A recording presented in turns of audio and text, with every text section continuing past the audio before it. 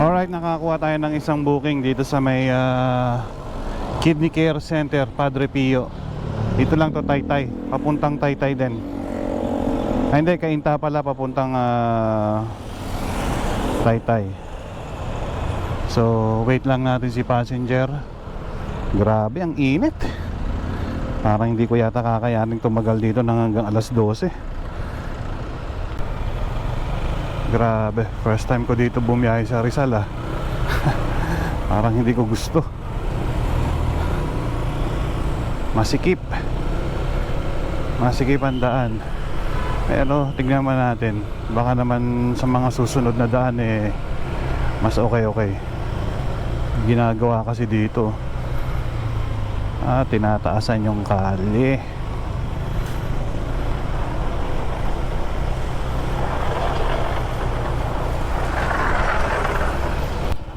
Sikip dito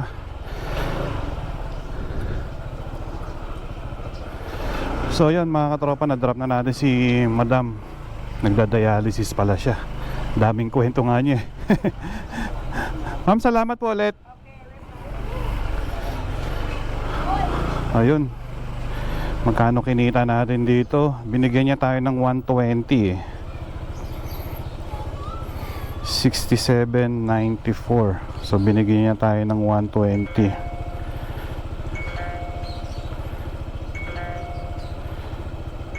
Cubao, second booking, may pumasok. Tanggapin na natin to.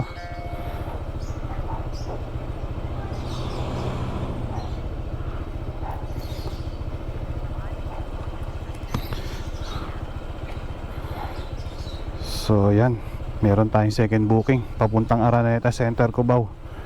Alright, so nandito na tayo sa pick up point. Dito pala to sa West Bank Road, papunta tayong Cubao. Nandito na si Sir.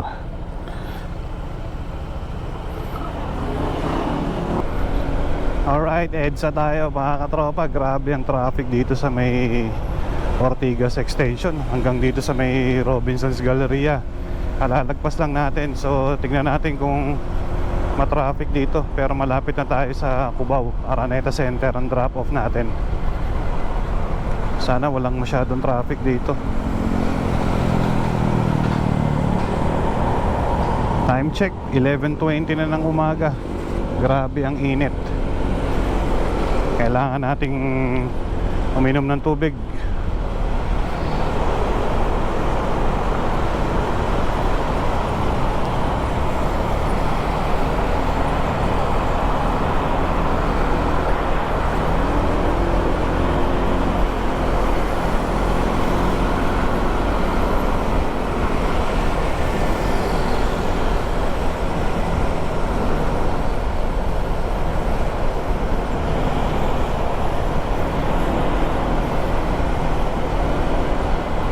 Alright, na-drop na natin si Sir dito sa Araneta Center. Grabe, ang init.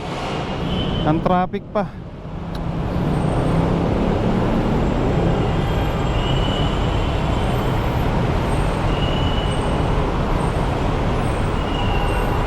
Parang gusto ko nang umuwi. Grabe ang init. Time check, 11:30 na. Inom muna tayo ng tubig.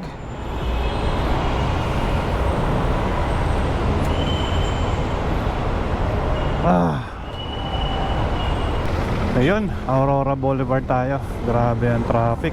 Kaya talagang mas maganda bumiyahe sa gabi. Walang masyadong traffic. Wala pang mainit. Hindi masyadong mainit din naman sa umaga, ay sa gabi. Kaso walang araw, kaya mas masarap sa gabi talaga. Medyo matumal nga lang sa gabi. Pero ngayon, parang talo ka rin Kung katulad niya, nagsimula ako ng mga 10 o'clock. Isa't kalahating oras na tayo, nakakadalawang booking pa lang tayo. Tapos ang traffic nga tsaka mainit.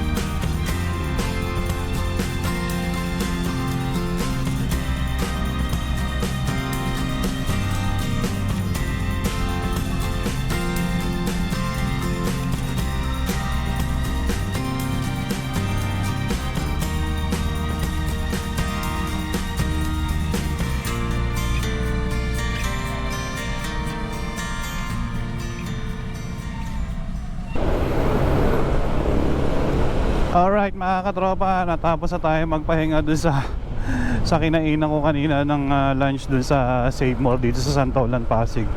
Tapos nagtry akong buksan yung aking angkas application, yung angkas padala lang. Wala naman ako kasi ang access para sa pasahero dun sa angkas eh. So padala lang, biglang may pumasok na booking papuntang Mandaluyong. Dito lang from Pasig lang to Mandaluyong. Eto, on the way na tayo. Dito lang yung sa May Napico subdivision eh. So first time ko tong nakatanggap ng ng padala. Try lang natin. Wala kasing masyadong gumagamit tong app na yun eh, yung angkas padala. Nagpakasakali tayo. Ayun, may pumasok.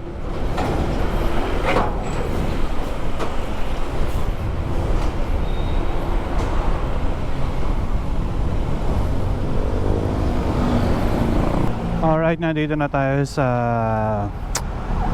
Ortigas Avenue, corner EDSA. Kakaliwa lang tayo dyan. Tapos kakanan tayo ng Shaw Boulevard. Tapos may papasukan sa Shaw Boulevard. Ayun na. Nalilito kasi ako dito sa mapa na to eh. Nasanay ako doon sa although pareho lang namang Google Maps ang ginagamit ko sa Move It tsaka dito sa Angkas. Kaso, ewan ko ba, siguro dahil naninibago lang ako, dahil first time ko talaga to sa Angkas na to, nagulat nga ako eh. Pero okay lang, at least para meron tayong option kapag walang pasahero, pag matumal sa Move It, pwede tayong mag-angkas. Pero tong angkas na application ko, angkas padala lang to, wala tong passenger eh.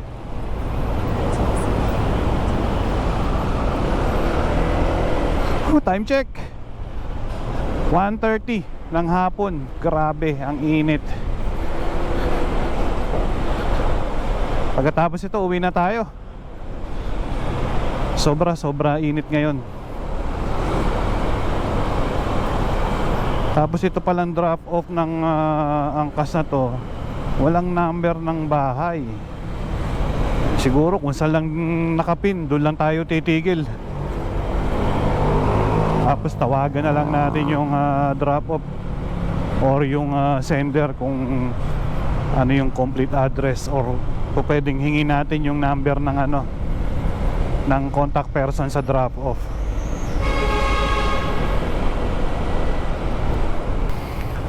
Alright mga katropa, so ito, na-drop na natin yung bag dito sa Mandaluyong. Grabeng init. Kumita tayo doon ng 90.40 net na yon. Nabawasan na yun ng nabawasan na ni angkas ng 20% yon. So siguro uwi na tayo at mag-aalas 2 na rin. Mahirap na, sobrang init.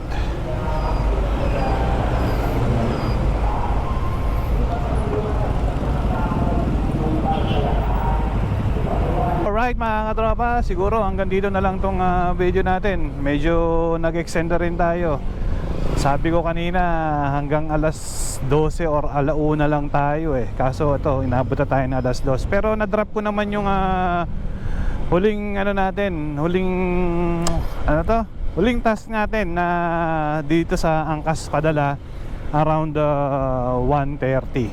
So yun mga katropa, first time ko tong nagawa, yung pinagsabay ko tong Move It tsaka angkas. Siguro kumita rin tayo ng kulang-kulang 500 dito sa biyahe natin, itong pasada natin ngayong araw ng Sabado. Anyway mga katropa, maraming salamat ulit sa pagsama. Sobra init talaga. Kaya kayo kung lalabas, lalo na yung mga MC taxi driver, yung mga nagmumotor, kahit di nagmumotor, basta lumalabas ang tanghali, grabe na talaga ang init. Baon kayo ng tubig, ng towel, tsaka ng extra t-shirt. Ayun mga katropa, maraming salamat ulit sa pagsama. Don't forget to like, comment, and subscribe to my channel. See you on my next one. Peace out.